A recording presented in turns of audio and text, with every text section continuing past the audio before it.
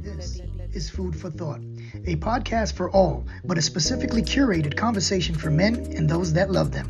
Food for Thought is powered by the Brothers Brunch, which is an experience that focuses on 3 specific ingredients: cuisine, culture, and connection.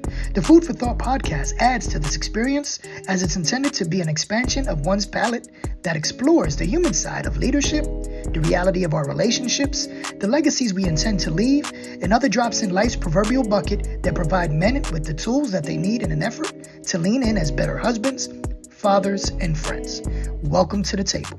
This is Food for Thought.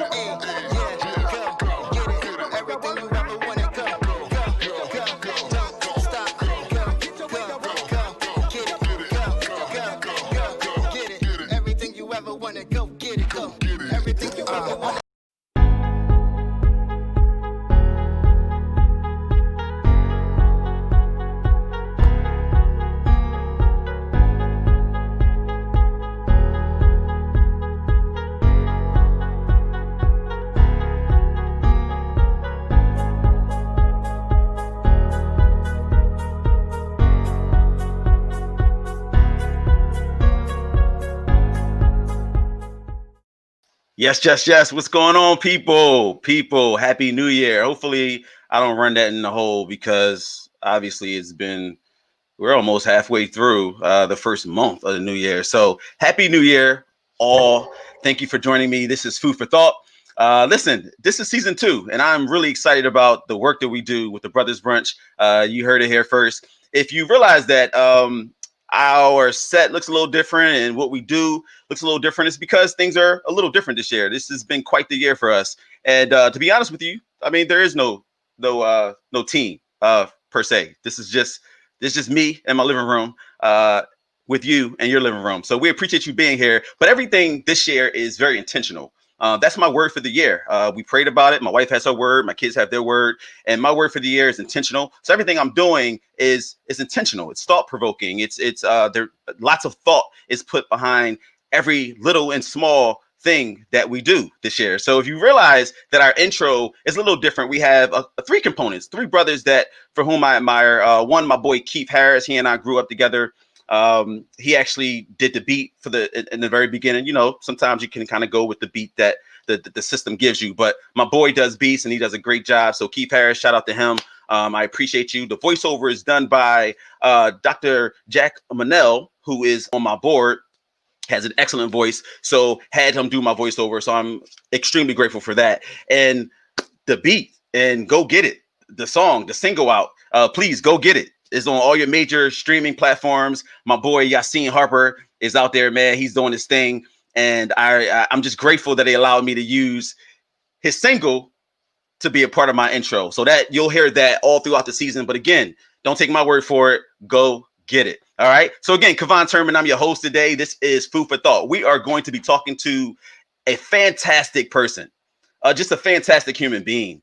I've been at AIM I'm in my 5th year. I'm at a school for children who learn differently. I raise money for the school, and I met this person and they blew me away. And so we're going to be talking about a topic today regarding gender identity and just knowing who you are. And we're going to hear their story and hear from them.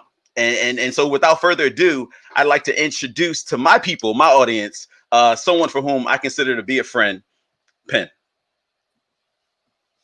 Hello. Hi, everybody. Hey, Claude. What's up? I'm so excited. Are you? You sure you're ready for this? Yeah. We're Why here. not? Why not? Right?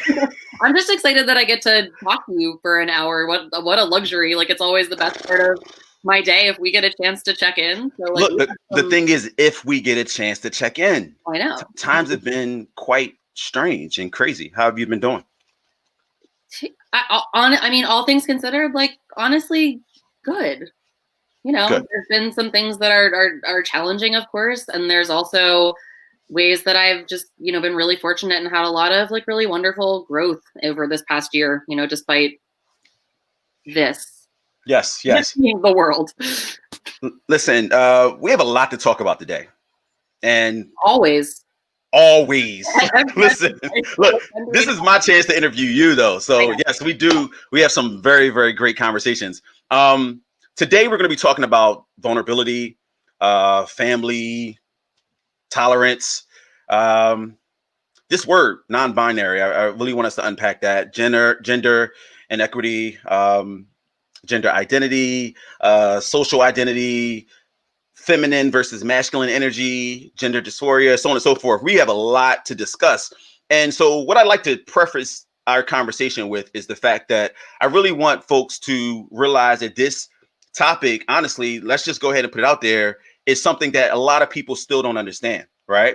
There's a lot of misnomers and assumptions and things of that nature. So we're going to ask that you're respectful in the chat, but we're going to also ask that you're honest and you show up as your authentic self, because trust me, you're not going to get anything different from either Penn nor I. So I am excited to have this conversation, and we're going to kick it off with the first question that everybody asks. Tell us a little bit about yourself.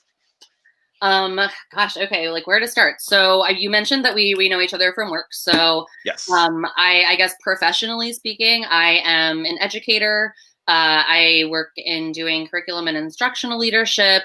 Have background in arts and art history. The majority of what I do right now is I am a diversity, equity, and inclusion practitioner. So basically, I'm also in the independent school world, same as Kavan, and just really focusing on making those educational spaces in particular as inclusive and as equitable and as committed to social justice as possible, and really just all of the many ways that we attack that. Okay, tell us a little more. Family structure. Were you the only child? Do you have siblings? Ooh, okay, we're gonna do personal history stuff. All right, so I have a pretty big family. I am one of 5 kids. 2 parents. Grew up in southeastern Pennsylvania, like around this same area. Possibly relevant for some of this conversation. I was raised in a very culturally Catholic household culture. I went to Catholic school for 13 years. Okay. Sometimes I say that I am a survivor of Catholic school. I too went to Catholic school. Yeah. And then I kind of really took a hard left turn after that. And I lived in upstate New York for 5 years. I went to school and I studied visual arts, art history, and gender studies. And then eventually made my way back to Philly to get my master's in teaching visual arts. So that was kind of my introduction to education, and just have worn a lot of different hats since then, and just kind of followed this path. And somewhere in there, I also, I had 2 kids, traveled a little bit, and a lot of other crazy things. 2 kids. I like 2 kids. Let's stop at 2 kids. Oh yeah. I have 2 kids as well.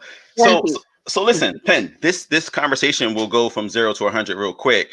So one of the things I do want to ask of you is if you could extend grace to me, because I think that we've been in some social settings, we've been in some academic settings where, I may have stumbled on my pronoun or the lack thereof. And so I want you to give me grace in this moment, because you have to know that if I slip up, it's intent versus impact, right?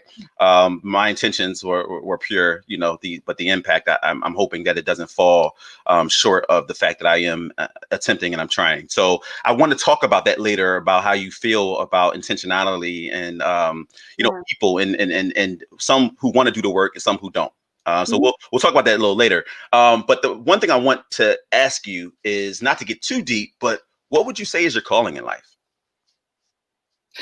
Oh yeah, not too deep, just a little surface level question. No, actually, I think that this ties into what I was just thinking as you were speaking about that, being offered grace. And one of the things that I didn't say in my introduction is honestly a little bit nervous right now as we're kicking this off. But yeah, in addition to being an educator, or implicit in being an educator, is I'm a learner. That's why I do what I do. I want to be in schools every day because if I were independently wealthy, I would go to school my whole life, but I'm not. So I can sneakily still get to learn every day by being in schools. And I think if there's any calling, it's just that to keep learning and to keep exploring and to always know that there is more to discover about the world, but also internally about myself. So I just want to echo what you said in terms of I just want to really invite folks to begin where you are. And if you know nothing about any of this stuff, like that's okay. I didn't always either. And I am very much here as a learner as well. Like I learn something every time that we talk. And yeah, like I really try to show up in most capacities, like with the grace and the good faith of both an educator and a learner.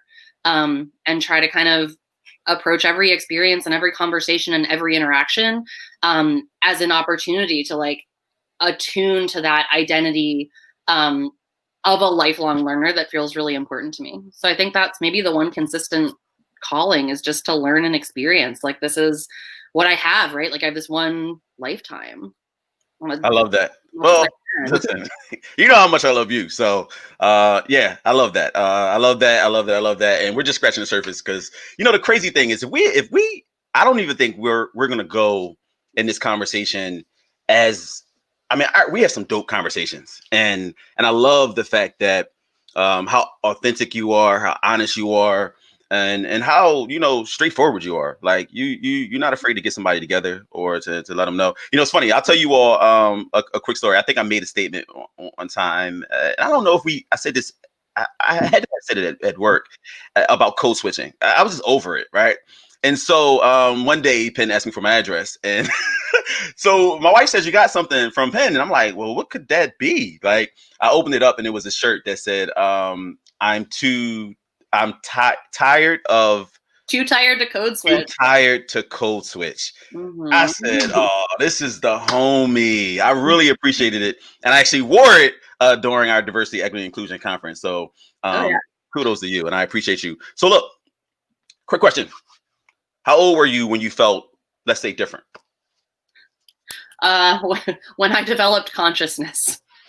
What was that? Like, what age was that? Because one could argue everybody woke now. Everybody's developing consciousness. I mean, literally just like when I had an awareness of like being a person. I mean, really, like I always felt different. Like I always was a weird kid, like a quirky kid. I think that probably where I imagine this question is getting is sort of like, where did I feel different in terms of my gender? But I think. So I can't be political. I can't just like ease in there. No, I mean, like you can. No, go for it. But it ties in, because what I was going to say is that I think that throughout my whole life, like I've always had this experience of just feeling kind of different and feeling kind of like a little bit of an alien. Like I remember, I can give an example. Like I talked about, being raised Catholic, and like even as very young, like I just remember having this feeling like we're all pretending, right? Like nobody like really believes this. And it truly like wasn't until I was an adult that I was like, oh, like other people really actually believe this. And I think when it comes to other sites of identity, like queerness and gender, I think that was very much the same thing, where, like when you're yourself, and especially when you're young, we center ourselves in every conversation, right? Or like every experience. We think that everybody is like feeling the same thing that we are. Mm-hmm. And it really, it wasn't like until just like a lot later on that I kind of started to realize like, oh, not everybody has these feelings and these thoughts and the experiences. Sure. Well, can we stay there for a minute? Yeah. Like, do you feel where's the freedom? Like, where's the freedom and particularly when I think back to being a child, even if there was a fleeting thought or anything crossed my mind, or anything of that wasn't a part of the social norm, or like whether anybody would ever want to recognize that or be honest about that or not, it immediately gets shut down psychologically due to environment, right? Or there's no one that you could possibly talk to about, well, I don't understand why this person is that or this, and I'm starting to realize that, like, or I might be feeling this. When you're at that age, walk me through where's the freedom in truly being able to at least converse about whatever you're feeling. And do you feel like you had that freedom? That's the first part of the question. And two, when I look at today's society, and we can look at a few celebrities, a few athletes, who have children who are starting to identify with something other than how they were born. Mm-hmm. And lots and lots of backlash from that, and even understanding that, and so a lot of parents such as myself, I ask myself, like, what would I do in a situation like that? So the roundabout question is, where's the freedom, and did you have the freedom to be able to truly express yourself, and if not for any other thing, ask yourself these questions and get answers? No is probably the short answer. No, I don't feel like I had a lot of that freedom in my younger years. I think I didn't have access.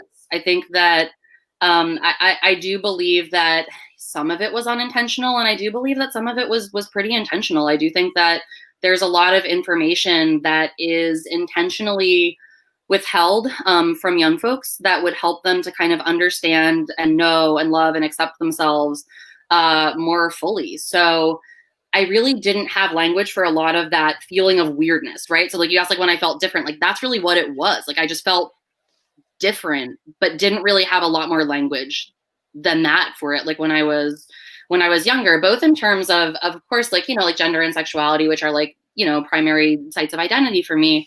But even just like ideologically, I just like have always been someone, for whatever reason, it just like is in my bones to be just like very attuned to justice. And I just like remember wanting to have those conversations as a young person and just like not really being like welcomed or given the language and the tools that I needed to have those conversations in a really deep and meaningful way. And I'm kind of like I, you know, I'm laughing as you like ask that question, because I'm like, you know, like repping my like be who you needed when you were younger shirt. And this is like really at the core of a lot of my educator identity. There's a quote that I like love to name check, and it was it's this photographer, Honey Lee Cottrell, and she was talking about her photography. She's like this awesome like cool like sex positive lesbian photographer who shot for like On Our Backs in the 90s. But she has this great quote that she said, all of my work is a point for point retaliation against damages done to me. And that's what I take into I want to say the classroom, but like really, like I said, like educator is kind of an identity. It's an orientation to be a learner in the world. And that's kind of what I think about. I'm just like, what do I wish I had? Like how could my life have been easier or more authentic? Like how could I have avoided suffering and pain, you know, if there were adults in my life who had access to some of the information that I try to extend to both like other educators and students. Sure. All right, so let's go there, because when you and I met 5 years ago, it'll be 5 years actually in August. I was introduced to you as one, you know, name, in person, same person, but a different name. Yeah. And so, you know, 5 years later, it's they, them, you know, and I am getting used to what your life has become, and I really want to talk about, you know, I'm sure a lot of people are, right? I want to talk about, I want to define non-binary, and I want to know how you relate to the term. So we don't need to dance around any of this. Let's really talk about it, because I really, really think people just don't know. Totally. Yeah. And it's also, I should say, you know, my experience is a little bit unique too, because I did come to, at least in terms of gender, like a little bit later, I think, than most people. I think that I had, you know, like I said, a very like innate sense of this stuff when I was younger. Like I remember being in middle school in like those early years of like the internet, and like going on and like asking Jeeves, like, how do you know if you're gay? You know? So wow. But again, like, but I didn't actually like identify as like really like a member of the LGBTQ community until I was like probably in like high school. And then I really wasn't out until I was in college. And then even beyond then, like I can say that like it was probably when I was in grad school, I can point to some things that were in my writing that I was describing myself as kind of like some flavor of genderqueer at that time. But I didn't come out as like trans, non-binary. I don't know. I mean, really, it's been in the I guess like over the last 5 years, like it was definitely something that I had an awareness of for long before that. For context, I should probably say I'll be 38 next month, so I look younger than I am, like most trans people. You do. You do. Yeah. So just for a little bit of context, like it's been an interesting experience, kind of undergoing some of this like social and like physical and medical transition in my like mid to late 30s, because a lot of the people that I saw who were in a similar place in transition as me were like my former students who were like in their early 20s. Mm-hmm. And then most of the people that are like kind of my peers who are in queer community who are my age, like my partner, for instance, like we're close to the same age, like transitioned, 10 years ago. So again, like still kind of being a little bit of an outsider. So Penn, let me stop you there. So I don't want to make any assumptions that people even understand what some of these terms mean. So when you say trans, non-binary, break down exactly what that means. Okay, cool. All right. So we're talking about in the LGBTQ kind of like alphabet soup there. So we have lesbian, bisexual, gay, transgender, queer, questioning, and then asexual, agender, and then the plus is everybody else that doesn't fit in there. And now I'll stop you there. Yeah. You've probably lost a few people just with that, right? Okay. And so that's the reality that just with that, I think some people, and I just want to throw that out there, some people, it's too much to wrap their head around, particularly if it's not an area of interest. Totally. So I guess what I'll just say there is like, if you don't understand all of this, like, it's okay. You don't have to, especially when you're new to any idea. I think it's good to begin with exposure. We want to do exposure before we get to mastery. You got to walk before you run. So that's okay. You don't need to understand all of this. They are a teacher, y'all. Yeah. Just showing up and just the listening and just being willing to kind of dig into this a little bit. That's huge. Like that's progress. That's learning. That's how you're beginning to prime your brain to change the way that it thinks. Sure. Okay. So so transgender. Okay. And again, I'm going to preface all of this by saying that identity is very multifaceted. The way that I experience and identify these things may be different from the way that someone else in my community does. And the most important thing is ask questions, talk to people, believe them when they tell you about their identities, and respond accordingly. For me, so let's start with transgender and talk about what that means. So there's kind of two categories, and I know it's funny that I'm talking in terms of binaries, either or. We'll get away from that in a second, but the way that we can kind of understand this, you may have also heard the word cisgender, so CIS gender, and transgender. So transgender was terminology that came about a little bit earlier to describe the experience of someone whose experience of gender is different than whatever they were assigned at birth. So when babies are born, based on their phenotype, based on the way that they look, the way that their bodies are formed, doctors, parents make kind of a best guess about what their gender might be, based on their sex. So again, I know that I'm like getting into, it's already some complicated. No. I want to be complicated, but I also want to talk about that because so if we can just put a pin in it there. Yeah. And something you said earlier. So sexuality and gender, are they mutually exclusive? So technically speaking, as an educator teaching on this topic, I would say no, sex and gender are not the same thing. We need to understand those as two different things. Okay. That said, for many people, there is overlap and there's conversation between those two things. So it gets complicated. Yeah, because we're people, people are complicated. Yeah, for sure. Yeah, so transgender is, so based on that designation at birth, we make that best guess, and we know that, most people who are born with vulvas end up identifying as women. We know that most people who are born with penises end up identifying as men, okay? If that's the case, then those people are cisgender. CIS is a prefix that means on the same side as. So if your identity ends up being on the same side as that, whatever you were assigned at birth, then you would be cisgender. So you're referencing identity, and I had to stop you just because I want to make sure that everybody's getting it. So gender identity, I'll put a little definition at the bottom, but I think that that's important to even define gender identity, and that's just how people see and identify themselves. Yeah, right. Yeah, it's an internal sense of gender, whether that's like masculinity, femininity, some combination of the two, something else entirely. But yeah, like the gender identity is really kind of what lives in your brain and your heart. That's your internal sense of yourself. Interesting. Yeah. Which could totally negate how you were born, in your opinion. I don't think it negates it at all. I think that when you separate and you understand these things as being separate, as not being the same thing, there are things that are in conversation with one another that talk. I think that the thing that gets tricky is when we assume that being a certain sex or whatever, like whatever your, chromosomal or phenotypical, the way that your body looks, you start to assume that those markers mean something about your sexuality, about your sexuality, about your skills, about your emotions, all of those things. That's good. That's good. That's real good.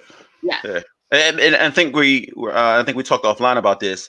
We're going to talk about, if we had time, we're going to talk about that feminine versus masculine energy, and how, one can argue all of us embody both. Oh, absolutely. Yeah.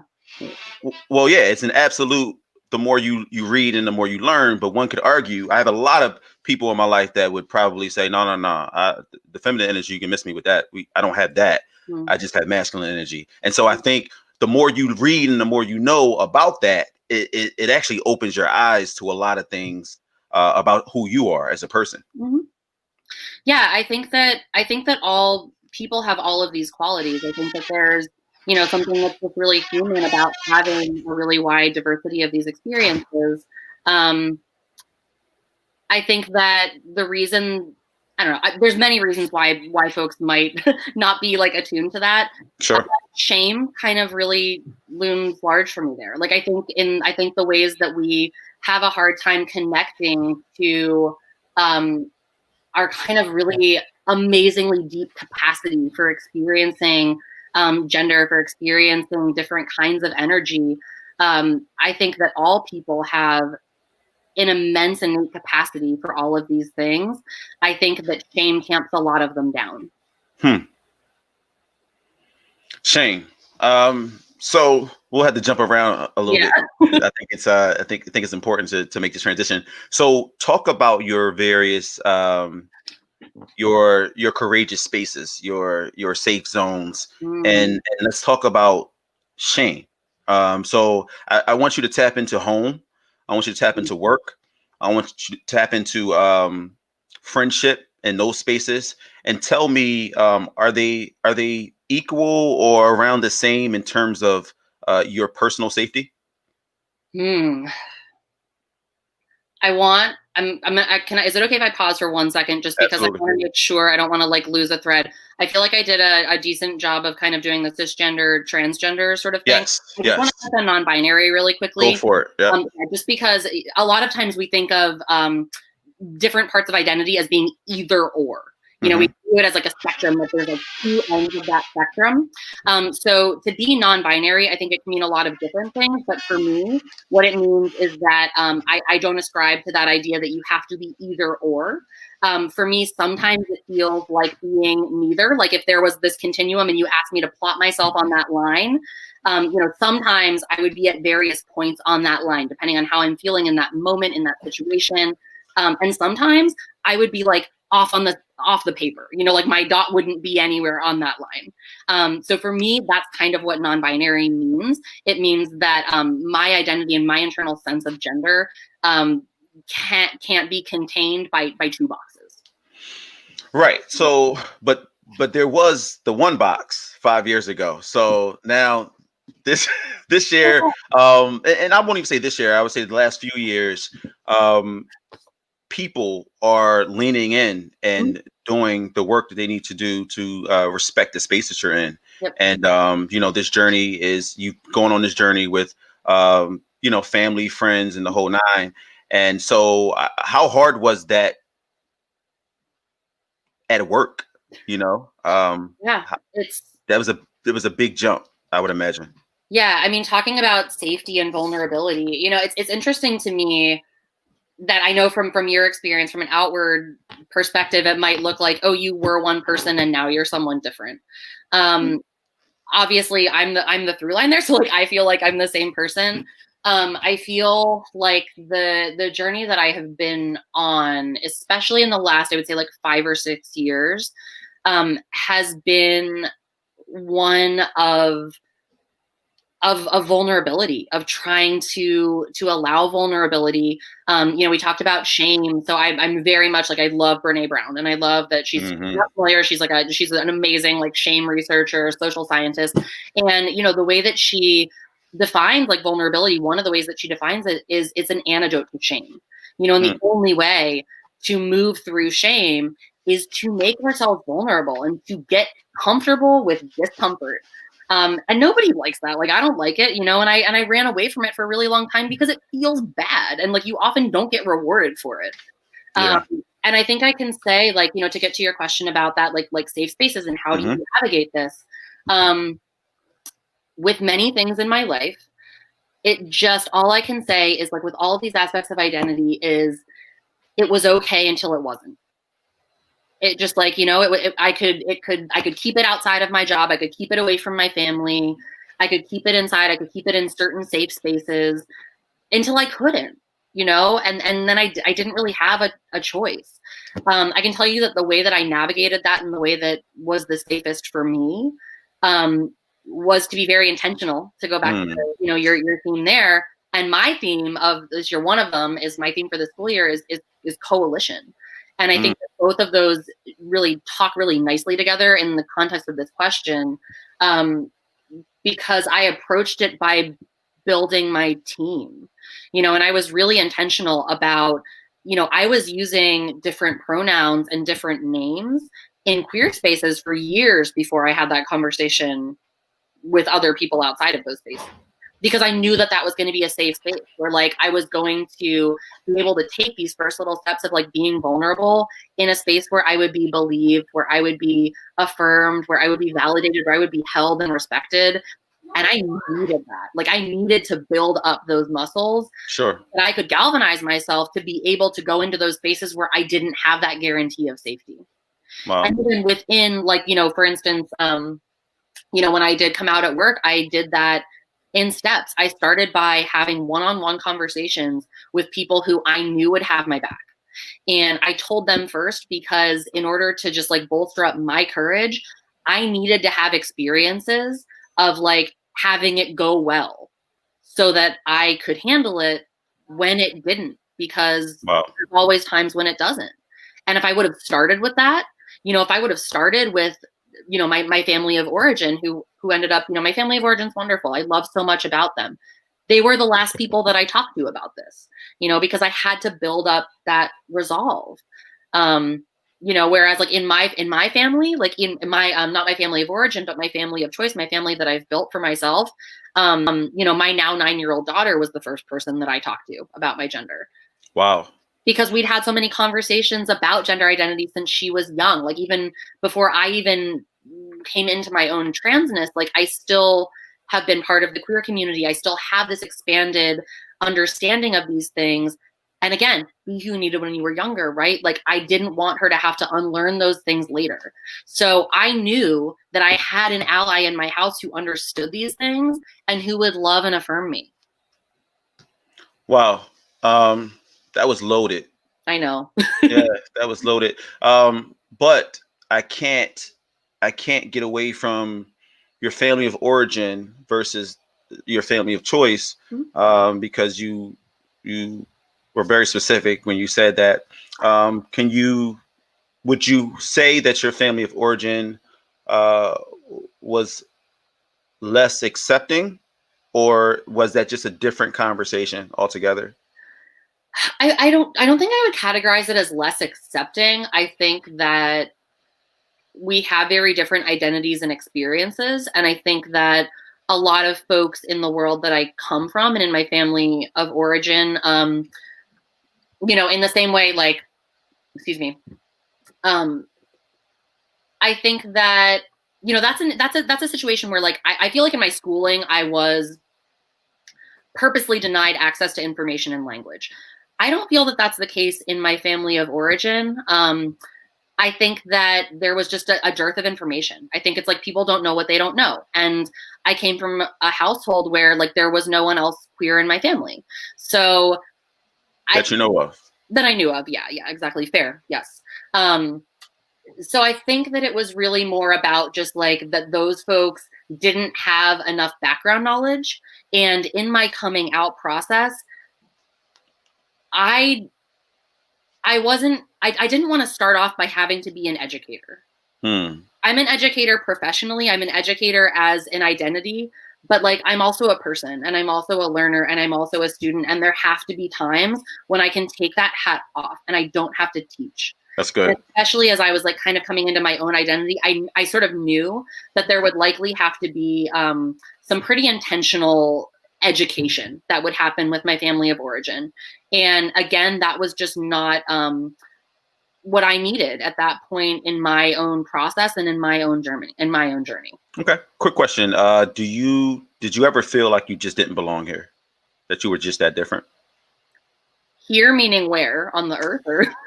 Well, I don't want to go that deep, but just in a particular space. Like I just don't. Oh yeah. So at what point did you know like I belong here? And you, at what point did you get that? Was it 5 years ago, or can you not pinpoint it, and has it just been more of a journey?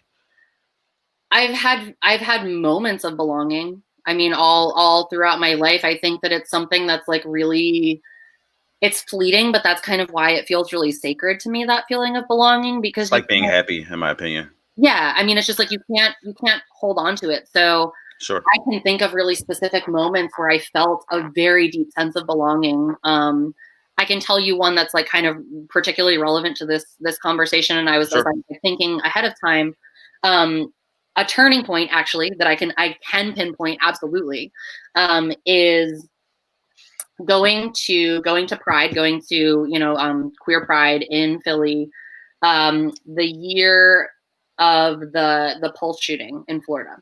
Okay. So that day, so I don't know if folks remember, so that happened very late on a Saturday night, and Pride is on a Sunday. So I was with a friend. I was with like one of my best friends, Christy from college. She was like in town. She was visiting me. We were going to go to Pride together.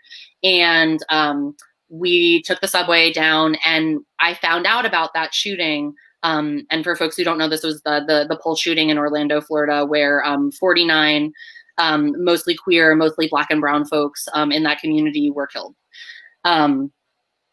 in a horrific mass shooting and hate crime.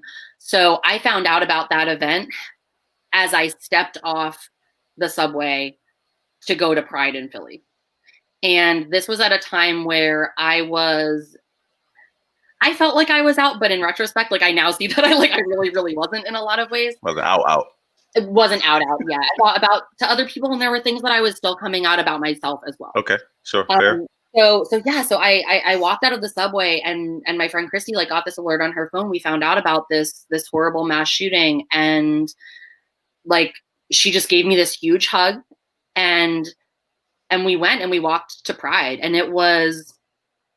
I will tell you, if I had found out about that before I got on the train that day, I probably wouldn't have gone. I probably would have felt devastated. It was horrifying. I probably would have felt scared. I would have felt unsafe to go to that space and to be in this place where we all have targets on our back. We just saw like our community members go through this horrible thing. Sure. I'm glad that I didn't find out beforehand, because that was exactly where I needed to be that day. And in that day, I had this conversation with like someone that I'd known for over a decade. And I just talked through like a lot of the stuff that I'd been thinking and feeling and kind of like holding inside. Sure. And doing it in that space on that day with someone who doesn't share those identities, by the way. This is someone who is a dear friend of mine, but like is definitely an ally in this community. And she was just there for it. Like she just held space for it. And she just was so affirming and so validating. And I felt belonging. Like I felt home. And in a lot of times I would go to those events and I would go to Pride other years and I felt like I didn't belong there because the trappings of my life were not such that I was visibly queer. And that was so painful. Yeah. And that day I felt a sense of freedom. I felt a sense of belonging. I felt a sense of defiance. There was just so much just like beautiful defiance. And we have always had that in queer community. And that day, especially just coming off of that news, there was just this sense of, this is our family. Like, this is our home. We are not going to be scared. We have always been fighting. We have always been defiant. We are not stopping now. And more than that, like, we are going to celebrate and like, we're going to party. And we are going to find like beauty in being together. And I think that having that experience and having that sense of belonging was necessary. Man, like that filled my tank. Like, that filled my cup so much that like I had something to give. I was able to move beyond and kind of just begin to stretch a little bit. And that came from family, like that came from queer family, and that came from being held and loved and seen by that community. Sure. So, wow, thank you for sharing that. And I think it's, liberating is the operative word for sure. Yeah. Next question I have for you is, educate us, if you will, on gender dysphoria and what that means. Yeah, so I'm gonna kind of connect this to a lot of one of the common kind of trans tropes or narratives is this idea of like sort of being born in the wrong body. That was language that we had a lot in like the 90s when we were starting to have some sense of what it meant to be transgender. Okay. So I think that connects with gender dysphoria in the sense that this is kind of any time. And I'm just going to give you an example instead. Okay. You are someone who identifies as a cisgender man. As you move through the world, people recognize you as a man. When they talk about you, they use he, him pronouns, and that feels good to you. So I would like you to instead imagine that you are going through your day. Mm-hmm. And as you're moving through your day, people are like referring to you and saying like she, her instead. Or like calling you the wrong name and calling you like a female name. Like, how would that land for you? It would be awkward.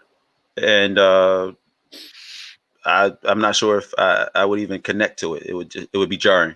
And sure. Then like, imagine that continues throughout the day and that it like happens every day, and everywhere you go, people are just like using words and language for you that you're just like, well, that doesn't fit and that doesn't feel good. That's what gender dysphoria is, the way that I experience it. That's how I would define it. And I want to give a counterpoint to this because I think that we talk a lot about gender dysphoria, and I want to talk about gender euphoria. A lot of people think that you have to experience gender dysphoria to be trans. You don't. I am like not here for gatekeeping at all. I believe that people know themselves. And if this like feels like the right thing for you, like it is. The only universal queer experience that I have ever come across is if you wonder whether you're queer enough to count, that's the only universal queer experience. We all feel that. Okay. Everybody feels kind of like an outsider sometimes. And I lost my train of thought like a little bit there, but basically, so this idea, so no gatekeeping. You don't have to experience dysphoria to be trans. You don't have to dislike your body to be trans. You don't have to change anything about your body, your name, your pronouns, your style, anything like that to be trans. This is your internal sense of who you are. Gender euphoria is what happens when you feel affirmed and you feel seen and you feel whole in your gender. For me, that's involved doing some social transition. It's involved changing my name. It's involved using different pronouns. It's changing some things about my gender expression, the way that I look and present. When those things are seen and affirmed, it almost never happens, but every once in a while I'll be in public and I get spontaneously they, them. That's gender euphoria. And for me, that's like a more important and crucial part of being trans than dysphoria. I don't want to base my identity around feeling othered and about feeling bad about myself. I would much rather have an identity that is rooted in joy. Wow. Man, what do I do with that? So I think, again, my word is intentionality. And I think, one thing I didn't know is that I should have known, but this whole notion of feeling othered, right? Mm. Um, You know that one. I do. Yeah. I do. But I think that selfishly, I've only felt it for me, not for you. Mm-hmm. And so, because the euphoria piece is what takes me to a whole nother level. Like I think it's all perspective. And so definitely something to think about. We've had tons of conversations. It's funny, just to reset the atmosphere today, you're powered into Food for Thought, powered by the Brothers Brunch. And we are talking to Penn. And we're very excited. Penn and I have known each other for coming up on 5 years. And so, Penn, one of my fondest memories of us and where I felt like we were becoming, right, was when we first time ever in my professional career where we were at the same table in a conference room and we did an activity. It was the very beginning of us doing major work with the diversity, equity, and inclusion. And so I'm at the table. I'm excited. Let's go. Let's have this conversation. And we do the social identity wheel. And it was everything that I didn't think. Like I didn't think I was going to tap into this type of energy or feeling. And I looked at you, and I just remember us having a moment. And I was just like, this is not happening, because I'm groomed. The way I grew up is like, nah, keep the emotion out of the workplace. Just keep it stoic. Do what you have to do. Get out there. No one's your friend. Don't over personalize your office, because when it's time to go, these are things my mom used to tell me. Don't over personalize your office. Of course, I don't follow that. You've been in my office. Because when it's time to go, you get one box and you leave. Don't get two. So it was a moment that I'll just never forget, because it was a meaningful moment. Tell the folks who are listening a little more about the social identity wheel and how transformative it could be for the beginning stages of doing this work. Yeah, and I love that memory too, and I just want to like thank you for sharing that and for showing up like so fully in that moment, because yeah, like I know that goes against programming. Like that's hella painful to do that.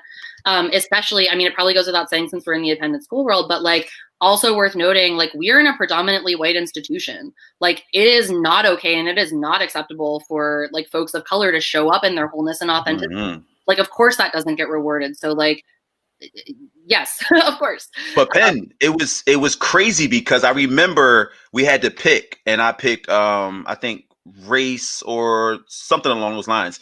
And of course, right? And so and it was crazy, because I explained to you all that I don't have the luxury of coming to a meeting late.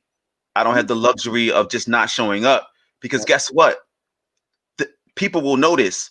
And have you ever thought about the fact that I'm always 15 minutes early? Why? Because on time is late. That's how I was groomed. As a Black man, I don't have the privilege to even be on time. Like I have to go above and beyond. And this is how I've always felt and how I've been groomed professionally. And of course, I'll get a pat on the back in these spaces. But no one's really understanding my why. They don't understand how on edge I am every single day, and how, I'm showing up, but am I really showing up as my most authentic self? I would like to think so. But I'm so conditioned and groomed to being this young Black professional who shows up well and is non-threatening. And so all of those things and that code switching, right? Damn, it's exhausting. It's well, exactly. That's what I was saying. I mean, it's labor. You are doing extra labor that other people not only don't have to do, but don't even realize that they don't have to do. I mean, that's what it means to be other. That's what it means to be minoritized. But that space. Talk to us about that space, the social identity wheel, and yeah, totally. So this is a tool that I use like in a lot of my like DEI instruction. So basically there's just a lot of dimensions of identity. So we have like personal identities, which are usually things that are kind of a little bit more chosen. They're things that we like opt into. So personal identities might be, things like your personal style, or like your favorite sports teams, or your hobbies and talents and stuff like that.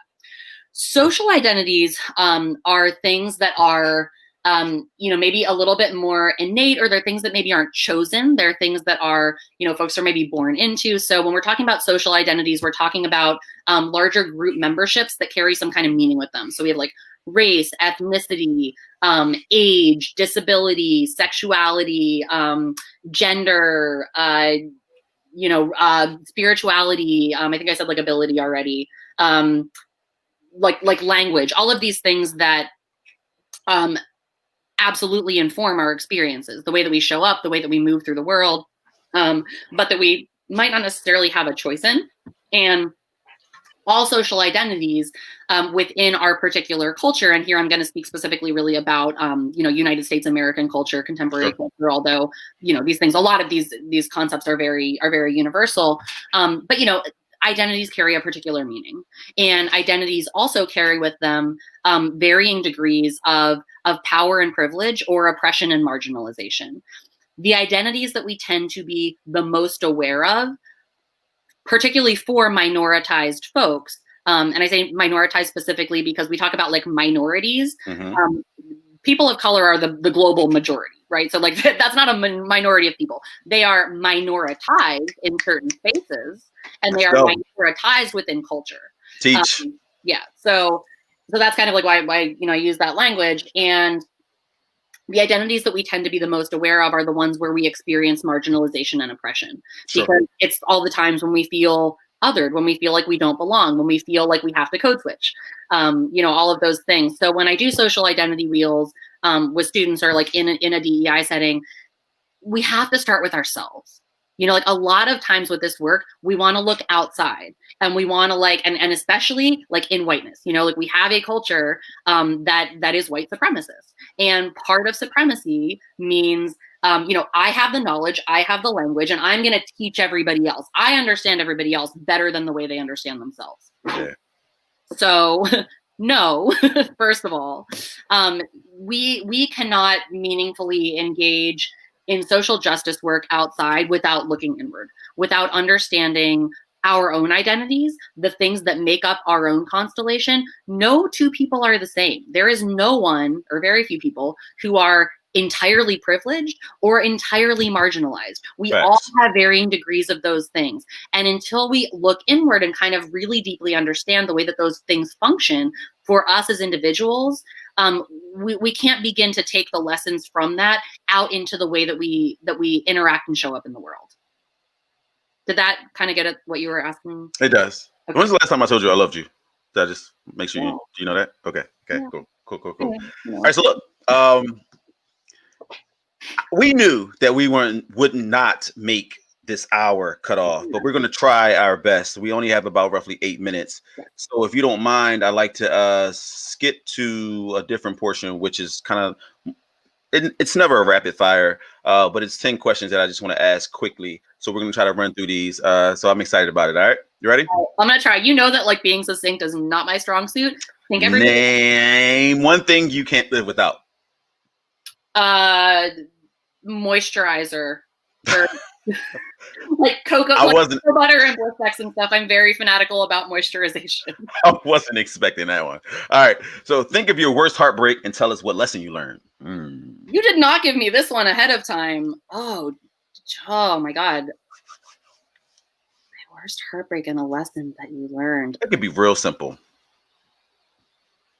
I think that my biggest ongoing heartbreak, it's like I'm like feeling it like in my heart. I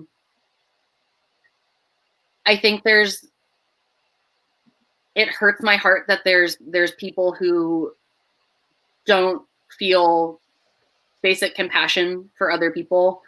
The I got mine kind of rhetoric that's really rampant in American culture.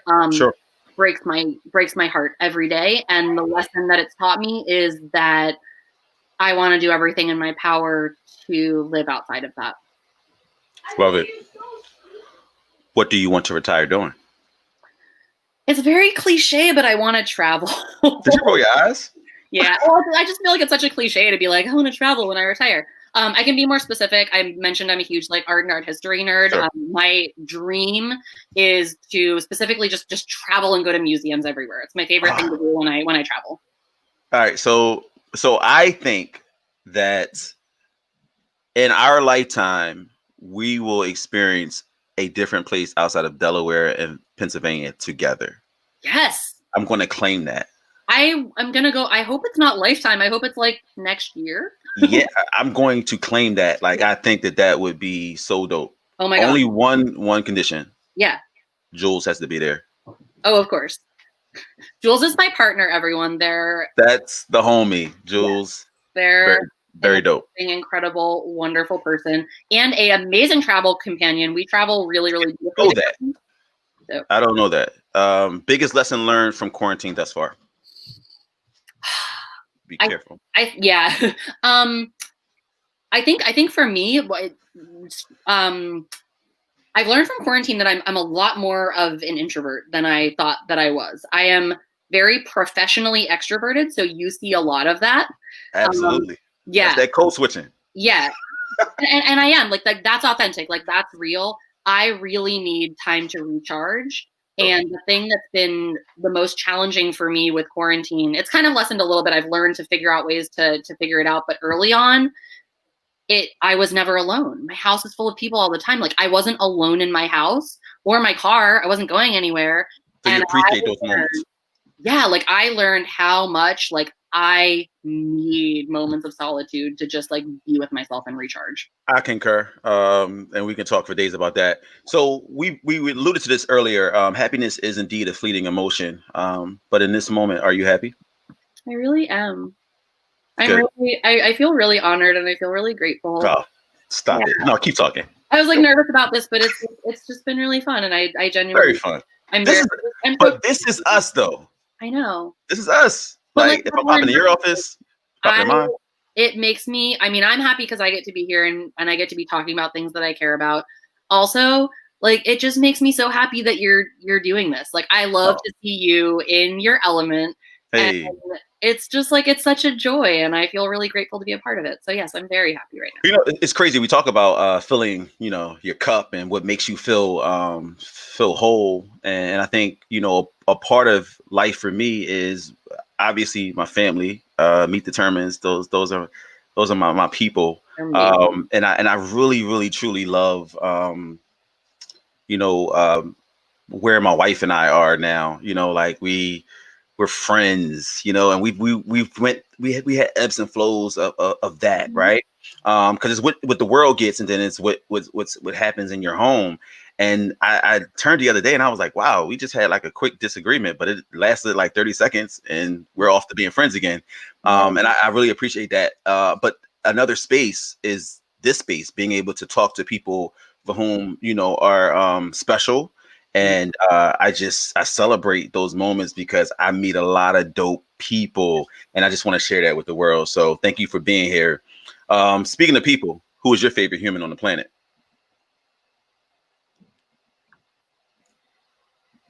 It's really outside of me. Okay. outside of Kavan. You know what? That's a tough question, is it? I can't. I mean, it really depends. Like it really depends. So what I'm gonna say there is, I can say that one of the biggest projects that I am really truly like undertaking is examining radical self-love. I love Sonia Renee Taylor. The Body Is Not an Apology. Like an amazing, brilliant Black scholar that I adore. Wait, so the name again? You said Radical Self-Love? Yeah. Well, the book is she wrote a book called The Body Is Not an Apology. Her name's Sonia Renee Taylor. She's brilliant. But what I'm gonna say for that is I'm really working on this project of radical self-love. So I don't know that I am always my favorite person, but I want to be, and I'm working on it. And I want to live into like having the unconditional love for myself. That's dope. And that's easier said than done. You know, we say, oh man, I love me, yada, yada. It's funny. A quick story. I sit on the board for Teach for America, and we do these site visits as board members. We go into the schools and we see how some of our core, you know, our teachers are doing and faring. And so we went into one of the schools in South Philly, and no lie, this is on Valentine's Day. And the teacher was doing a reading prompt, I guess, you know, tell me one thing I love the most is. And it was on Valentine's Day, so obviously it was rather fitting. And so all these answers, and then the one little girl raises her hand and says, I love me. The whole class falls out laughing. And like, you don't understand how deep of a moment that was for me, because I said, wow, to be that age, like I have a 12-year-old, right? And I understand how cruel these kids are. I understand the layers of trying to love yourself at that age, trying to understand, like, why is my hair this way? You know, I remember having conversations with my daughter about her edges, and I'm like, you're what? Like, you know, like trying to understand, well, what does this mean? And why do kids care about what's going on with you? Or like, for this little girl to say, I love me. And as everyone laughs, she says, absolutely, I love me. And I said, wow, I don't think she even knows how powerful that was. So for you to still at this age, you know, I'm 42. It's still a journey, correct? Of course, be able to unequivocally love yourself is, and that's not a destination. I mean, like that's a journey, and that's what happens. Like living in the culture that we are, like that's what capitalism is, right? Like living under capitalism is. We don't have enough time. We don't have enough time. But can you give me 10 more minutes? Yeah, of course. All right. So we'll go 9 more minutes. What's the best advice anyone ever given you? Anti-capitalist rant. Listen, you already know. Listen. This is an easy one. I tag this one all the time. One of my best friends and just an amazing person in the world is my friend Amy, and she said to me one day when I was having a panic attack about going into a space and feeling so scared and feeling so vulnerable, she said to me, if you find yourself in the room, you belong in the room. And I cannot tell you how many times I say that to myself still, how I offer that to other people. That's good. Like a beautiful piece of wisdom, and I want to like just share that with the world. Amy Wynn, y'all, if you find yourself in the room, you belong there. In the room. So it's funny. My wife is doing some. I know she thinks I don't pay attention, but she is. Affirmation is big for her this year. Yeah. And so just affirming words and waking up to. She does a really great job at like praying before she goes to bed and praying in the morning. And I'm trying to do better at leading in those things. Yeah. But she's just really, really good at just this notion of affirming words, and so I'm finding sticky notes all over the place. I'm like, all right, well, you want to put all this in a book? But I think that's really important. Just this notion of affirmation, not only for yourself, but to be an encouraging word for other people. So I appreciate that.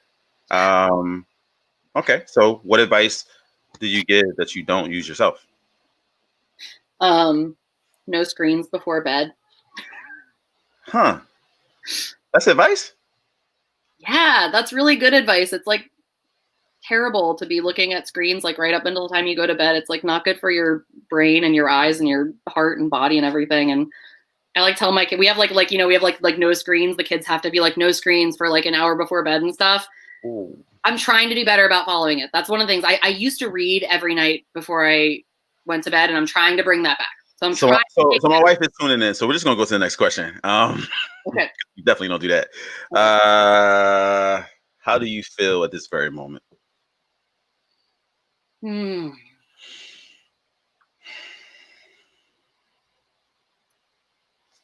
I feel very present. I feel a lot of gratitude, and I feel energized. I feel really energized and hopeful. Wow. Energized and hopeful? Mm-hmm. You see my wife? Tell him no screens, Penn, because he definitely needs that advice. See? You started.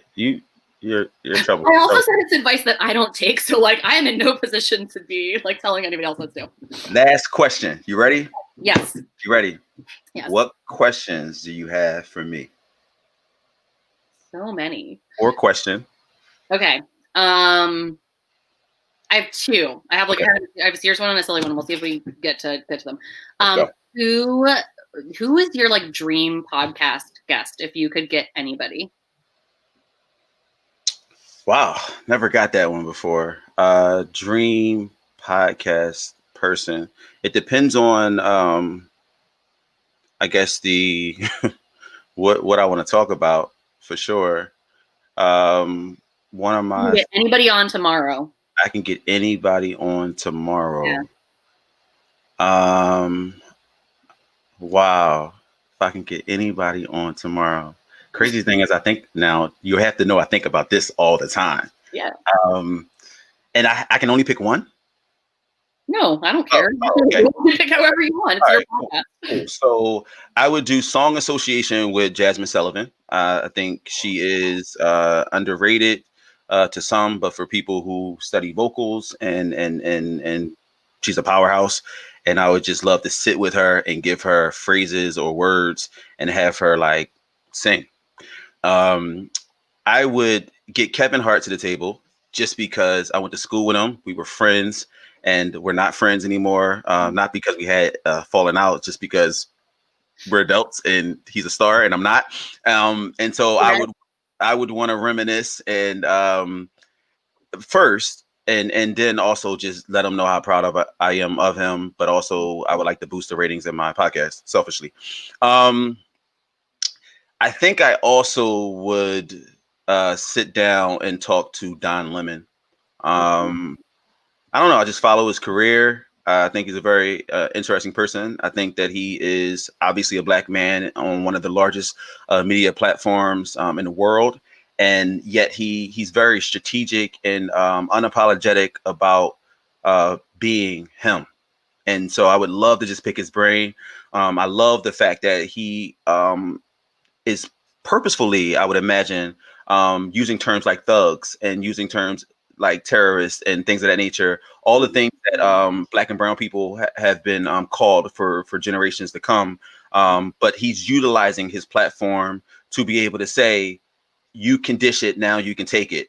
And so however people feel about that is how they feel about that. But I worked for a president of a university one time. I didn't really too much care for him, but one thing he did say to me that I'll never forget was, if you don't like what I'm saying, you could just, if you don't, do you have your go to hell money, is what he asked me. And I said, well, what does that mean? And he says, I have my go to hell money. So if anybody that I report to ever doesn't, if I don't like what they say, I can say go to hell because I have my go to hell money. And I don't think anybody's there, but I think it's something to be said about being rooted and rested in who you are and who you are. And so when you get to a point that you're that person, that's freedom to me. That's freedom. And it's funny because I'm experiencing certain spaces of that at AIM. And so it's both jarring and liberating at the same time. It's jarring because I say, well, goddamn, I don't think I still want to be here in this space because I know too much and I want to do more and I want to experience the world. And I'll always just be the black guy who raises money and I want more. Right. But then there's the other piece where it's like, wow, but there's black and brown people who are looking at me. They call me uncle, they call me pop, like, and they too need to see my face, right? And so I wrestle with it. But that liberation, that freedom, Don Lemon just to me, and who knows who he is in his private life. But to me, utilizing his platform a certain way, I'd have some really tough questions for him, for sure. I will listen to all of that. Absolutely. But no, I that makes complete sense to me. I think that there's like definitely a lot of really similar energy there. And I think that, I don't know whether or not you realize that a lot of the things that you're talking about, like admiring about him and his energy and his career, like are things that I would describe you the same way. Oh, you're trying to make me blush. Have you ever seen a black man blush? I'm gonna try. The day was amazing. Do you have any other questions? You have approximately 1 minute. I don't know. I don't know if I asked you this is my favorite icebreaker question that I just love to ask everyone is if imagine that we're in some sort of either dystopian or utopian, depending on how you think about it, situation in which knuckle tattoos are compulsory. You have to get your knuckles tattooed. What would you get on your knuckles? What would I get on my knuckles? Yeah.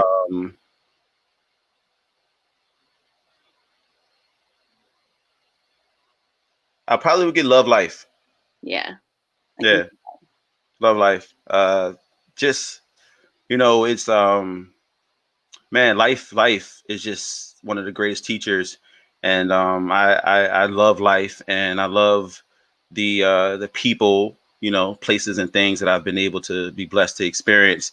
People aren't the kindest sometimes, and I think extending grace, and I'm just looking at life very differently now as a 42-year-old than I was as a 32-year-old. And even with my marriage, I feel like, marriage is not about finding the right person. It's about being the right person. So a lot of it is about self-reflection and really just being a good human being. Right. So I want to love life, but I want to love everything that comes along with that. And that includes loving the people who haven't been so kind or loving to me. Oh, yes. All of that. Yeah. Do you want to know mine? Yes, I do. You already know it was coming. I've thought about this before. We see so much either or thinking, and I'm not an either or person. So mine would be both / and. It's funny. I use that a lot. I say, I challenge people, actually. Yeah. I say, it doesn't have to be the or, it can be the and. Yeah. Just because I think it's about perspective, and oftentimes we're always telling somebody to choose, and so the real creativity is figuring out how you do both. I mean, you asked me to define non-binary, like that's what it means. It's both, and it's not either or. Yeah. So do me a favor. I'm going to put you in a waiting room because I want to chat for a bit afterwards and say a few things to the folks. But I just, man, if we could do a virtual round of applause for Penn. Penn is amazing. And now the world gets to see, or at least my limited worldview gets to see how dope you are. So thank you so much for joining me. And the honor was all mine. So I really appreciate it. And this was the season premiere. Let's go. All of the mutual everything, always. Thank you. Hold tight. All right, folks. This is Food for Thought. And I see a somewhat of a delay on my screen. So what we're going to do is we're going to close out. And thank you for joining me today. Very, very grateful. This is Food for Thought, a podcast for all, but a specifically curated conversation for men and those that love them. Food for Thought is powered by the Brothers Brunch, which is an experience that focuses on 3 specific ingredients: cuisine, culture, and connection. The Food for Thought podcast adds to this experience as it's intended to be an expansion of one's palate that explores the human side of leadership, the reality of our relationships, the legacies we intend to leave, and other drops in life's proverbial bucket that provide men with the tools that they need in an effort to lean in as better husbands, fathers, and friends. Welcome to the table. This is Food for Thought.